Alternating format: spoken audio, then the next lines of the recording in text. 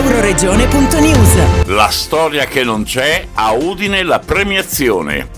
Sarà il 30 settembre da Couchige la consegna del premio al migliore autore che, nel corso di una sola serata, è riuscito a scrivere una storia partendo da un titolo assegnato. In Villa Nachinica Bassi l'ultima tappa con il recital concerto dal titolo Burro Crudo con Barbara Enrico, Andrea Castiglione, Flaviano Miani e lo stesso Rocco Burtone, dopo il benvenuto dell'assessora alla cultura di Corno di Rosazzo, Sonia Paolone. Questa sera abbiamo avuto uno spettacolo davvero straordinario. Se devo essere del tutto sincera, non avevo ben capito in che cosa consisteva questo spettacolo, perché l'autore di questo spettacolo, Rocco Burtone, non era stato del tutto chiaro, forse voleva mantenere la sorpresa, ma devo dire che è stata una cosa veramente toccante, emozionante, di grande sentimento.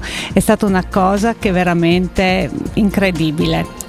Corno è un paese che ovviamente io lo porto nel cuore e che adoro.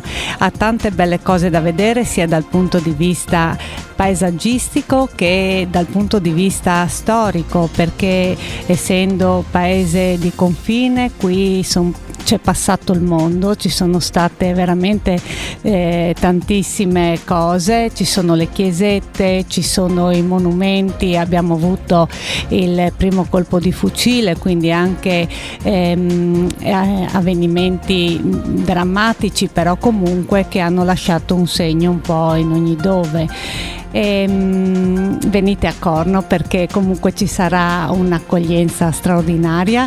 Il luogo in cui ci troviamo adesso è il Villa Nachinica Bassi, che dal 2010 è diventata di proprietà comunale e qui è diventato il polo della nostra promozione turistica e culturale. Ma Villa Nachini è una villa del 1720 e ha una bellissima storia da raccontare e la storia verrà raccontata davanti a un buon bicchiere di vino. Da Corno di Rosazzo, Marco Mascioli. Euroregione.news.